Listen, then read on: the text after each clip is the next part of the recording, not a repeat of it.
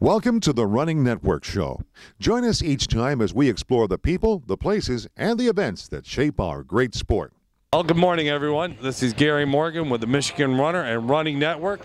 Well, I'm here at the start of the Boston Marathon, and right behind me, they're getting ready to start the wheelers, and they're going to take off, and then the women and the men, and from there, all the different waves. And I'm going to run it myself on the third wave, so it's a beautiful day in Hopkinton and all the way to Boston, sunny and 50 degrees. We're all looking forward to it, and I'll give you a post-race report here from Boston for the 117th running of the Boston Marathon. There they go. There they all go. Mobility impaired athletes. Yeah. Okay, well, they're getting ready to start the wheelers here. Course record's an hour and 18 minutes, so they hustle this course pretty quick. And there go the lead, and there they go. And there they go. There they all go. Yeah.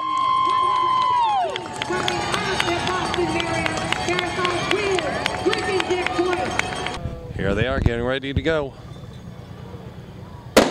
There they go. There's the women's start. There they go. Awesome. Here at the Boston Marathon at the finish area, well, no, a lot of people did not get to finish.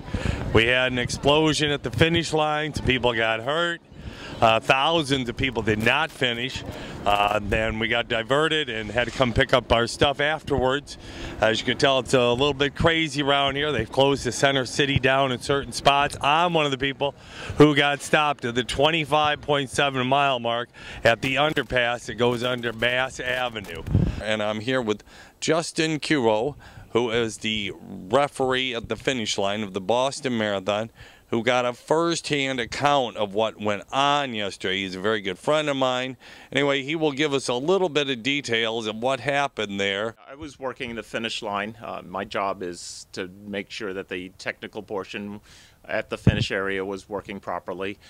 We had finish line cameras to evaluate positions. We had MyLaps bib timing to make sure that people get the correct time. We had officials there hand timing and picking places and so forth. During moments before this incident in Boston yesterday, I was down on the finish line working with the folks from MyLaps to try to resolve some problems that we had with with one section of the mats. I was about to take my camera out to go take some pictures of the finish line because it was now about a couple hours before the last finishers were going to be coming in there, and it was a little slower than it had been before. And all of a sudden there was this enormous blast to the side of me, looking down west facing the runners, facing toward the runners on my side of the street.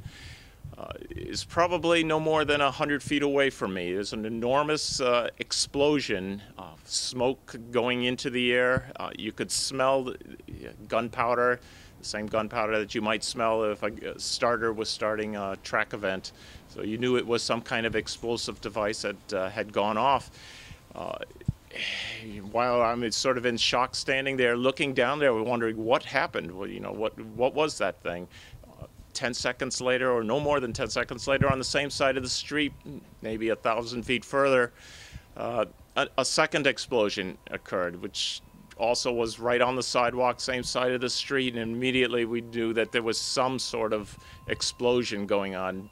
So I ran out to the finish line. There were people stumbling across the finish line. I helped as many people as I can, I guess, trying to get across. Those who were they were in shock. The folks who were now coming across the finish line were directly across that first blast areas.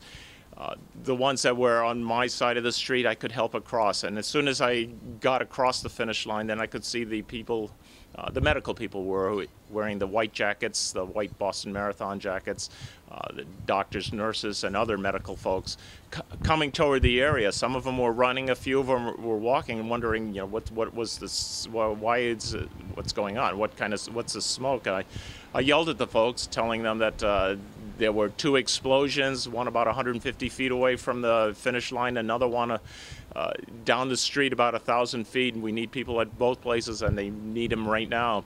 And then they started running. They had the stretchers, they were pushing wheelchairs, some of them had the orange medical carts, others boxes full of gauze and other things. They all went running down to that scene. At that point, I stayed on the back of the finish line trying to direct the people, getting runners to stay off of that area. Some tried to jump over the barriers, trying to see what was going on. We kept them back. We had fire engines and ambulances coming down in that area, so we wanted to make sure that was totally clear. Short time later, probably just moments later, 5 minutes later or so, police came through and told us basically we had to leave the area because there could be more bombs, or more explosive devices in there. So we basically left everything at the finish line. All the timing equipment was there. They moved us off the course, moved us away from the finish line area. We went back toward the Fairmont Hotel, the Copley Fairmont Hotel, and stayed there. We were actually, the hotel locked down. They didn't want the police didn't want anybody going out on the streets, so we stayed in there, which was good. We had a TV, the media was in there. We could see what was going on and share each other's stories and find out how the rest of our officials and other race personnel were doing. And we survived okay out of the blast, and we heard of the horrible injuries, the tragedies. It was, first there were 2 people, then we heard of the 8-year-old boy who had tragically died there. And the various stories there. We stayed until about 10 o'clock or so, and then headed home. And physically, we're all fine. I guess we'll be thinking about this for a long time to come. It will continue, and I still want to thank everybody who did everything great here, and the police and firemen who got things taken care of for us. And like I said, it's still Boston, and it's still the marathon, and it will continue for next year. Gary Morgan here with Michigan Runner and Running Network here at Boston, Massachusetts at the big 117th Boston Marathon. A memorable finish we will not forget for a long time to come.